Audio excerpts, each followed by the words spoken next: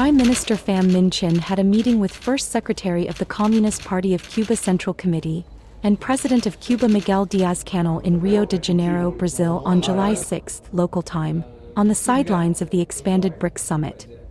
Prime Minister Chinh conveyed the warm regards from Vietnamese party and state leaders to General Raul Castro, Díaz-Canel and other Cuban leaders. He reaffirmed the party, state and people of Vietnam's consistent support for Cuba, demanding the U.S. to end its embargo against Cuba and remove Cuba from the list of state sponsors of terrorism. For his part, Díaz-Canel expressed his deep appreciation for the strong solidarity and valuable support extended by the Vietnamese party, government, National Assembly and people.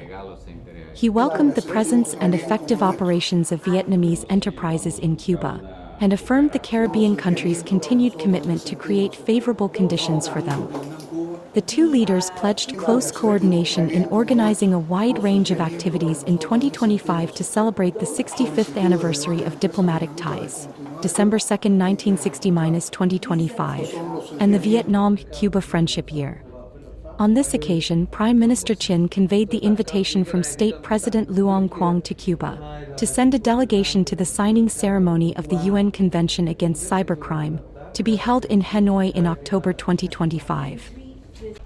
Also on July 6, local time, Prime Minister Pham Minh Chinh met with South African President Cyril Ramaphosa in Rio de Janeiro, during which they agreed to foster bilateral cooperation in several specific areas. Prime Minister Chinh affirmed that Vietnam considers South Africa one of the most important partners in Africa. He expressed his wish to further strengthen the partnership for cooperation and development between the two countries. For his part, President Ramaphosa highlighted the great importance of his phone talks with Party General Secretary To Lum in April, saying that it contributed to further deepening the relations between the two parties and two countries. He affirmed that South Africa attaches great importance to the traditional friendship nurtured by generations of leaders and people of both countries. He showed his desire to pay a visit to Vietnam in 2025. The two sides discussed major directions for advancing bilateral relations and agreed to consider signing agreements and legal frameworks to boost economic, education, and defense security cooperation.